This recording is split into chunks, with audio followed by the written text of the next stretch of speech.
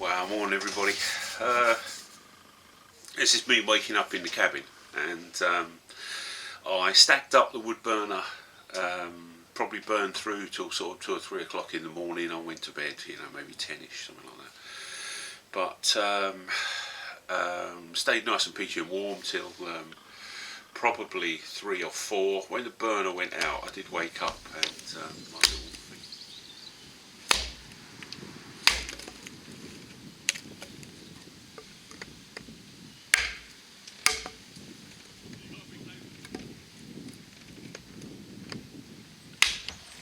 It's the worst bit about having a real fire. Obviously you've got to clean it out. This is probably the last people that were in the cabin, that haven't cleaned out the fire, but maybe it was still hot when they left or whatever, so clean it out before we make our fire. Try and remember to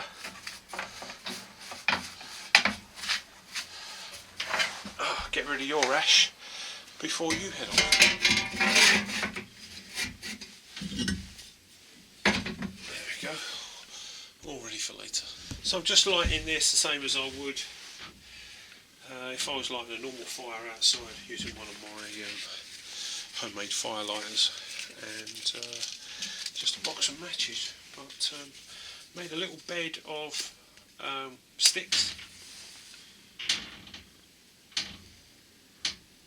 just to sort of lift the heat off of the cold wood burner, and then I'm just going to put little thin bits of wood on top of that.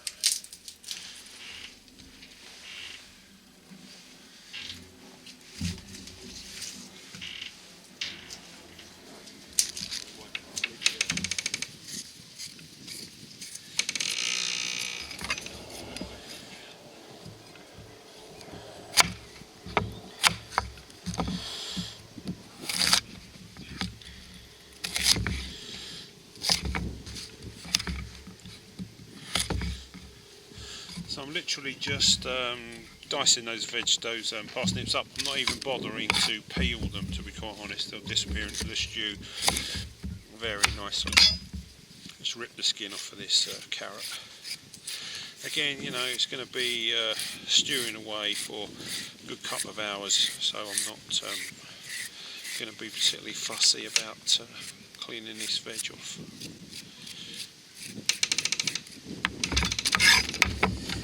Just sort of bite-size chunks, perfect for a stew.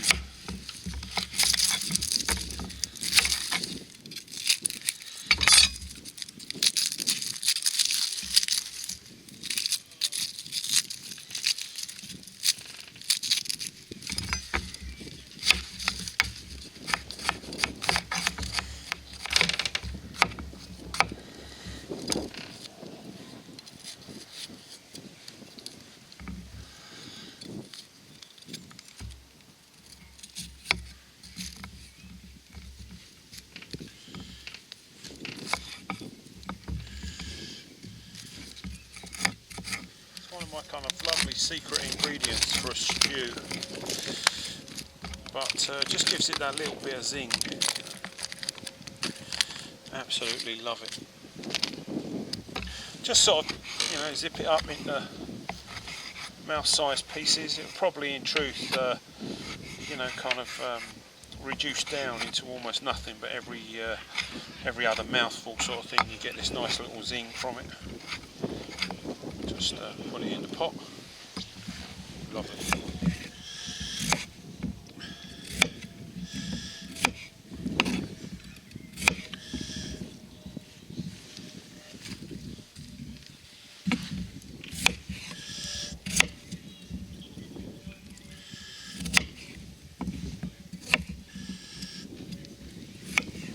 So I'm just going to pop in my favourite ingredient, chopped tomatoes.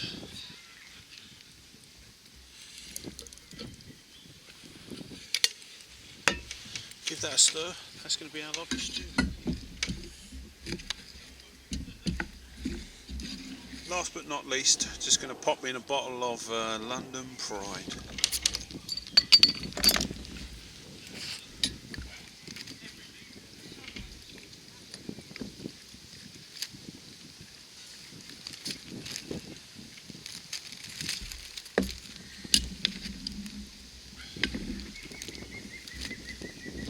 that smells delicious.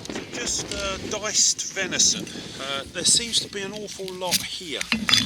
Not sure if I'm going to put it all in, to be quite honest, but very kind of lean meat. By all accounts, really low in cholesterol. But doesn't that look beautiful? Organic venison, everybody.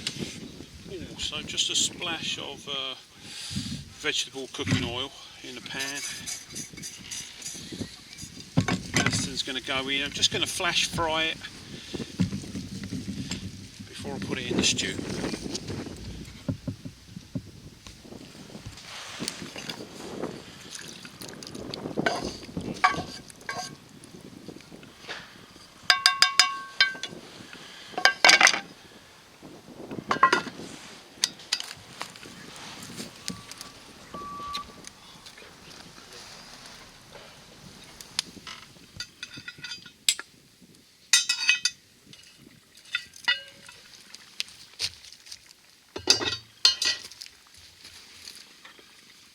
Secret ingredient, people.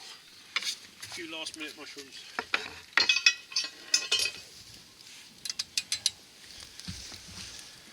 There you go, Spitfire, sir. Thank you very much. Me and Funky were just talking about how we've been at this quite a while. About 2 hours. Yeah. I think the first time we sort of camped out together, or one of the first times, was in the New Forest. I thought that was really... Yeah. When I had the trailer and Funky had his old truck, you know, we sort of went into the New Forest and friend of a friend, Funky's contact, so he kind of jacked it all up. But we had 3 or 4 days there, and that was several years ago, you know. So Funky's got 30,000 subscribers. Nearly 40 now. Yeah. Scary. I've got about 13 or 14,000. A little bit of sort of media, television and radio stuff's come along. Yeah, you're a superstar now. Well, I don't know.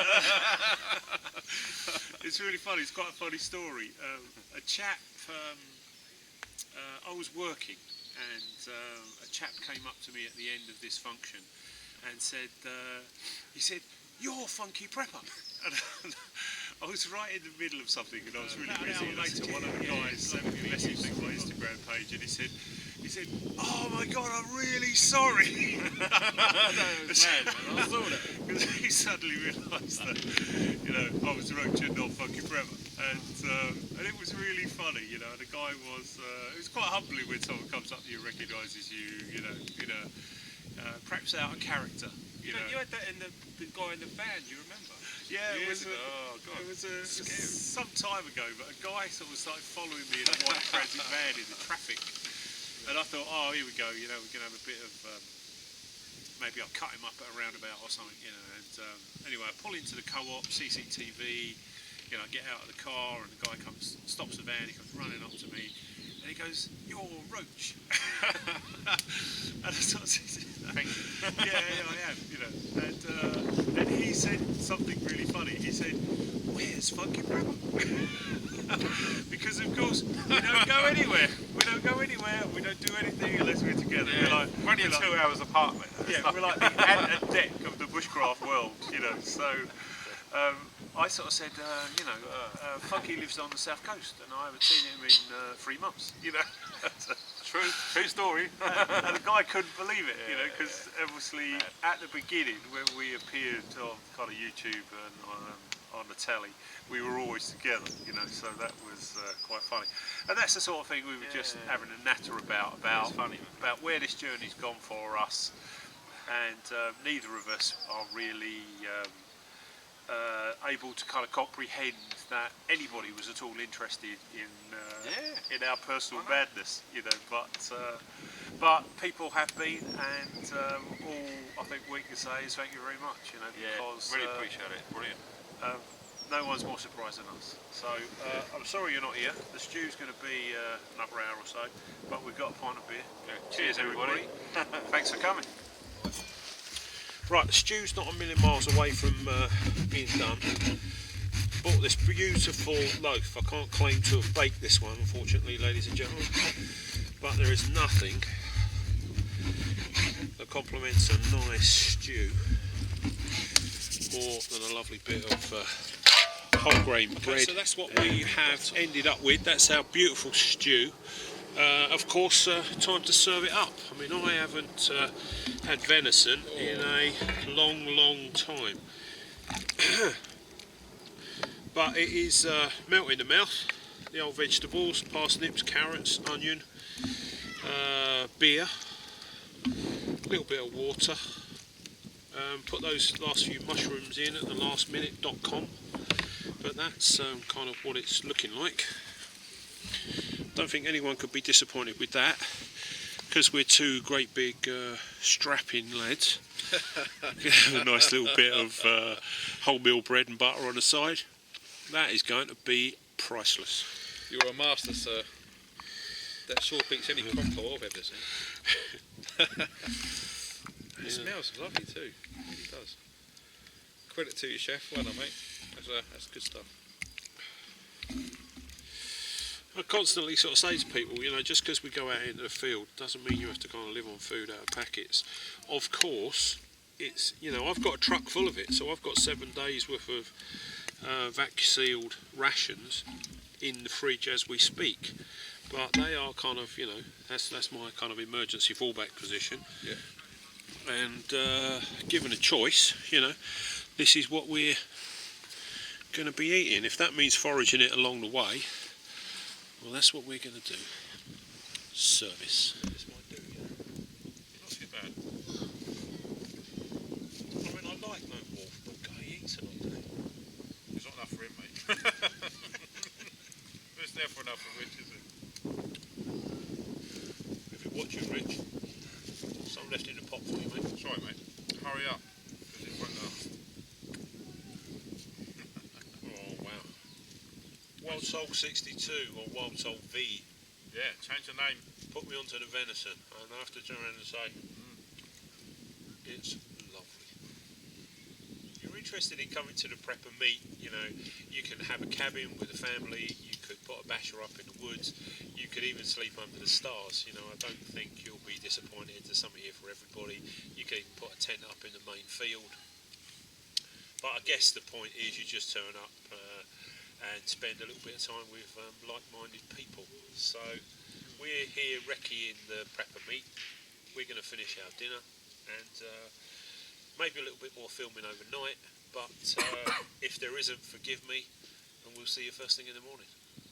Cheers, people. Salud.